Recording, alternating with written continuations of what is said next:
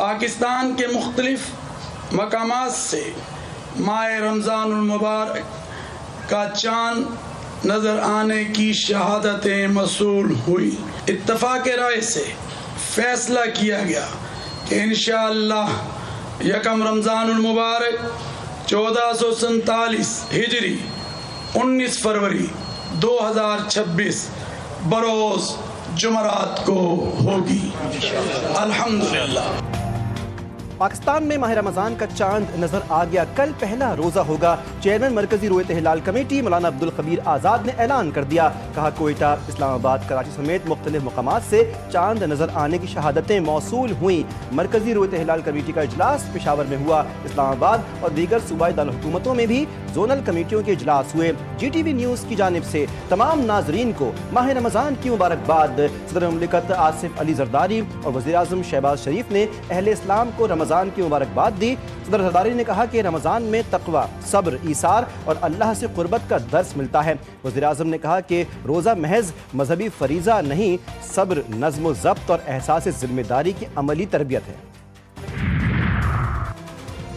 ملک بھر میں رحمتوں اور برکتوں کے مہینے رمضان المبارک کا آغاز، مساجد میں تراویح کا خصوصی اہتمام، تمام چھوٹے بڑے شہروں میں روح پرور اجتماعات، بچے بڑے سب عبادت میں مصروف۔ ماہ مقدس کے لیے مساجد کو بھی خوبصورت انداز میں سجایا گیا۔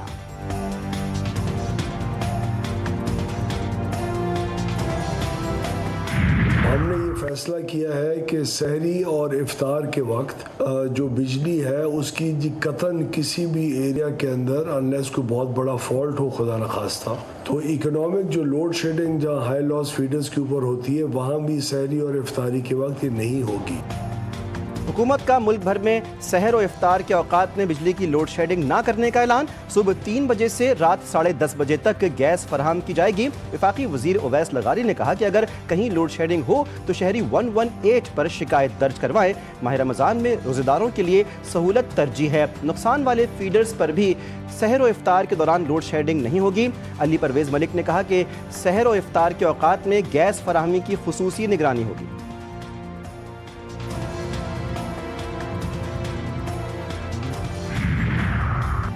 کل پہلا روزہ ہوگا، سحری کے لیے بھرپور تیاریاں، کھجلا اور پھینی کے بغیر سحری ادھوری۔ کھجلا اور پھینی کی مانگ بڑھ گئی، بازاروں میں شہریوں کا رش بڑھ گیا، شہری سحری اور افطاری کے لیے خریداری میں مصروف۔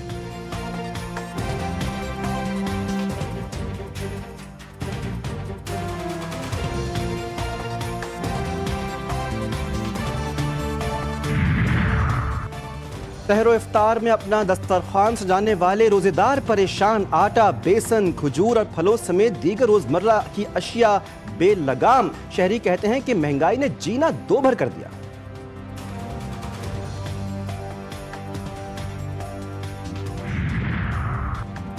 وزیر اعلیٰ سندھ سید مراد علی شاہ کی صدارت میں رمضان المبارک کی تیاری کے حوالے سے اعلیٰ سطح کا اجلاس۔ چیف سیکرٹری نے بتایا 480 افسران صوبے بھر میں قیمتوں کی نگرانی کریں گے۔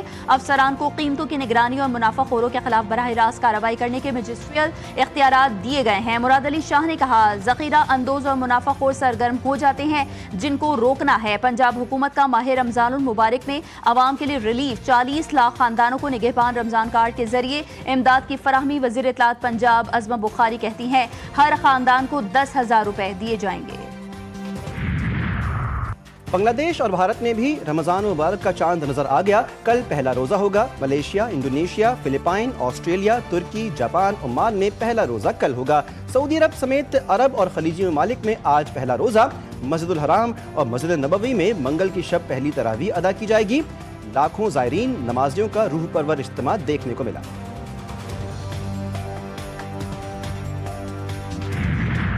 پاکستان T20 ورلڈ کپ کے سپر 8 مرحلے میں پہنچ گیا۔ قومی ٹیم نے نمیبیا کو آؤٹ کلاس کر دیا۔ اپنے آخری گروپ میچ میں نمیبیا کو 102 رن سے شکست دے دی۔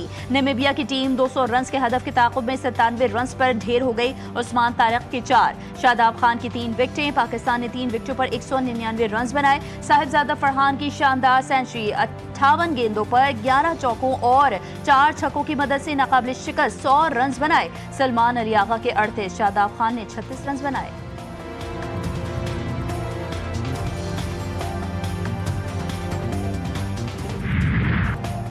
آسٹریلیا میں ہاکی کھلاڑیوں کے ساتھ نامناسب سلوک، وزیراعظم کو ہاکی ٹیم مینجمنٹ کو فارغ کرنے کا فیصلہ۔ آسٹریلیا میں پرو ہاکی لیگ کے دوران پاکستانی کھلاڑیوں کو شدید مشکلات کا سامنا رہا، نہ رہنے کو ہوٹل، نہ کھانے کا ڈھنگ کا انتظام، کھلاڑی ہاکی اسٹک تھامنے کے بجائے برتن ہی دھوتے رہے۔ پاکستان اسپورٹس بورڈ کی انکوائری کمیٹی نے رپورٹ جمع کروا دی۔ قومی ہاکی ٹیم کے کوچنگ اسٹاف کی لاہور میں press conference, head coach Tahir Zaman کا کہنا تھا کہ ہاکی ٹیم مینجمنٹ اچانک بری ہو گئی۔ ایسا کیا ہو گیا؟ مینجمنٹ پر الزامات کے پیچھے کچھ محرکات ہو سکتے ہیں۔ وزیراعظم لندن میں 2 روز قیام کے بعد امریکہ روانہ۔ شہباز شریف آسٹریا کے 2 روزہ دورے کے بعد پیر کو لندن پہنچے تھے۔ امریکہ میں غزہ امن بورڈ کی میٹنگ میں شرکت کریں گے۔ امریکہ سے پاکستان واپسی کے موقع پر بھی لندن میں کچھ دن قیام کریں گے۔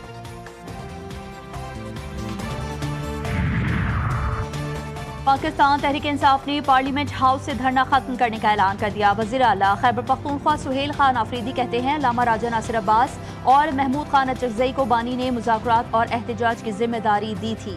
ان کا فیصلہ تھا کہ دھرنا دیا جائے، ہم نے ان کا فیصلہ تسلیم کیا۔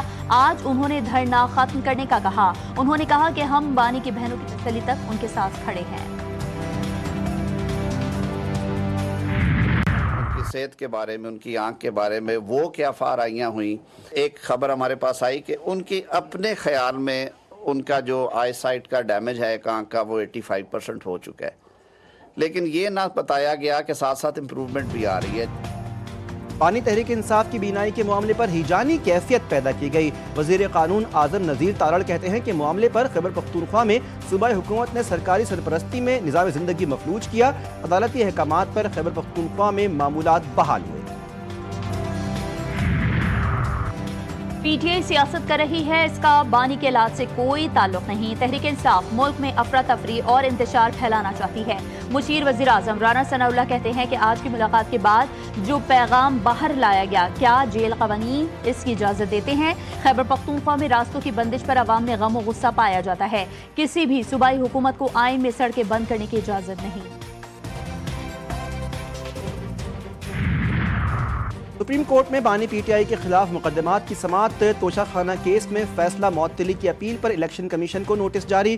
عدالت نے جواب طلب کر لیا۔ سماعت ملتوی، بانی کی سزا تو معطل ہوئی لیکن فیصلہ نہیں ہوا، الیکشن بھی نہیں لڑنے دیا گیا۔ وکیل بانی پی ٹی آئی لطیف کھوسا کے دلائل، کیا آپ کی اپیل پر فیصلہ نہیں ہوا؟ جسٹس ہاشم کاکڑ کا سوال، جی ہاں ابھی ہماری اپیل زیر التوا ہے۔ وکیل کا جواب، جسٹس ہاشم کاکڑ نے کہا کہ اگر کسی اپیل میں سزا معطل ہو گئی تو پھر الیکشن میں بھی کوئی رکاوٹ نہیں ہونی چاہیے۔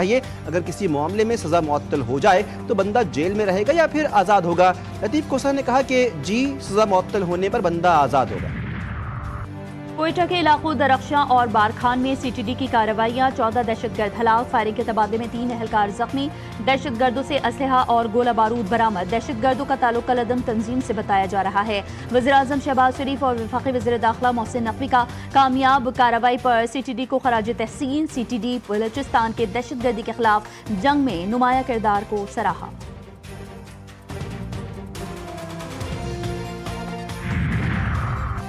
کراچی میں سانحہ گل پلازا کی جوڈیشل انکوائری، جسٹس آغا فیصل کی سربراہی میں جوڈیشل کمیشن کا اجلاس، D G rescue 1122 Wajid Sibghat اللہ کمیشن کے سامنے پیش۔ ڈی جی ریسکیو نے بتایا کہ ہمیں رات 10:35 پر گل پلازا میں آگ کی اطلاع ملی، 10:52 پر فائر بریگیڈ پہنچ گئی۔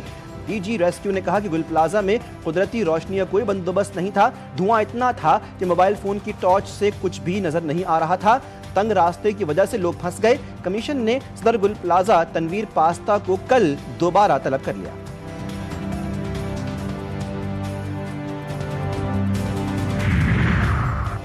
رمضان المبارک میں سندھ بھر کے اسکولوں کے اوقات کار تبدیل، محکمہ اسکول ایجوکیشن نے نوٹیفیکیشن جاری کر دیا۔ سنگل شفٹ اسکول صبح 8 سے 12:30 بجے تک کھلے رہیں گے۔ ڈبل شفٹ میں پہلی شفٹ صبح 7:30 سے 11:30 تک تدریسی عمل جاری رہے گا۔ ڈبل شفٹ میں دوسری شفٹ 12:15 سے 2:45 تک۔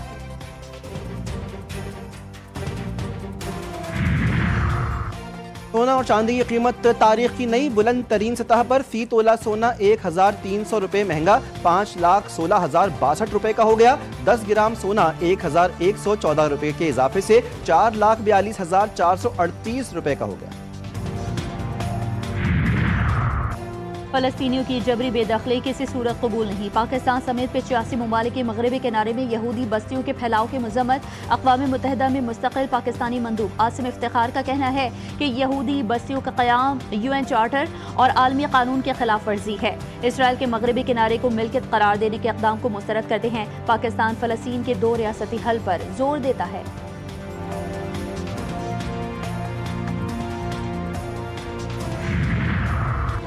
نواز شریف اور مریم نواز کا فیملی کے ہمراہ مری میں مال روڈ کا دورہ. سابق وزیراعظم گاڑی سے اتر کر لوگوں میں گھل مل گئیں اور ان سے مصافحہ کیا. شریف فیملی نے مری میں چائے کا لطف بھی اٹھایا. شہریوں کا وزیر اعلیٰ پنجاب کو اپنے درمیان دیکھ کر بے حد خوشی کا اظہار. مال روڈ اور اطراف میں سیکیورٹی کے سخت ترین انتظامات.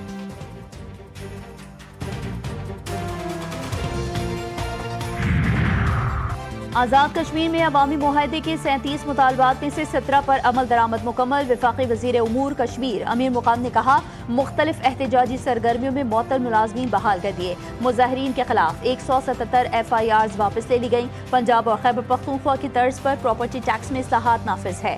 بجلی میٹرز کی ٹینڈرنگ کے ذریعے شفاف تنصیب یقینی بنائی گئی. لاہور میں دلخراش واقعہ. مخالفین کو پھنسانے کے لیے باپ نے 5 سالہ بیٹے کو قتل کر دیا. بچے کی لاش کاہنا کے علاقے سے ملی. بچے کے اغوا کا مقدمہ بچے کی والدہ کی بیان پر درج کیا گیا. تحقیقات میں شک ہونے پر بچے کے والد کو گرفتار کیا گیا. دوران تفتیش ملزم اعظم نے اعتراف جرم کیا.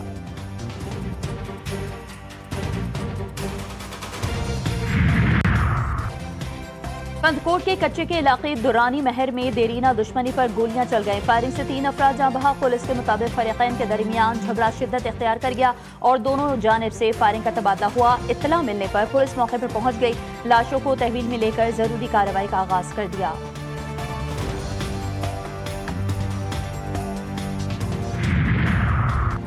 امریکی صدر کی دنیا بھر کے مسلمانوں کو دل کی گہرائیوں سے رمضان کی مبارکباد. ڈونلڈ ٹرمپ نے کہا کہ رمضان خاندانی اور معاشرتی رشتوں کو مضبوط بناتا ہے. ماہ رمضان ہمدردی، خیرات، رحمت اور عاجزی جیسی مشترکہ اقدار کی توثیق کرتا ہے. آزادانہ طور پر عبادت کرنے کا حق ہماری قوم کی نمایاں پہچان، خوشحالی اور طاقت کی بنیاد ہے. دنیا بھر میں اتحاد، امن کے لیے برکتوں کی دعا کرتا ہوں. دنیا کے مختلف ممالک میں رمضان کا شاندار استقبال. ماہ رمضان کے استقبال کے لیے لندن جگمگا اٹھا. لندن کے مشہور علاقے ویسٹ اینڈ کو روشنیوں سے سجایا گیا. میئر لندن نے رمضان لائٹس کا افتتاح کیا. صادق خان کی رمضان کی مبارکباد. کہا رمضان ایمان کی تجدید اور ضرورت مندوں کی مدد کرنے اور لوگوں کی مشکلات پر غور کرنے کا وقت ہے. جرمنی کے قونصل جنرل کا رمضان کے موقع پر امن اور یکجہتی کا پیغام. کہا یہ مقدس مہینہ باہمی احترام، امن اور افہام و تفہیم کے عزم کو مضبوط بنائے گا اور سب کے لیے سکون و استحکام کا باعث ہوگا. مبارک ہے یہ، اس میں اترا ہے قرآن. عرفان رمضان، عرفان رمضان، عرفان رمضان. اور روحانیت، علم اور محبتوں سے سجی ہوئی خصوصی نشریات عرفان رمضان معروف ثنا خواں فرحان علی وارث میزبانی کریں گے. علماء کرام مختلف مسائل پر رہنمائی کریں گے. لائیو کوکنگ سیگمنٹس کے ساتھ یہ بابرکت سفر پہلی سحری سے آخری افطار تک جاری رہے گا. روزانہ دوپہر 2 بجے سے افطار تک صرف GTV نیوز پر.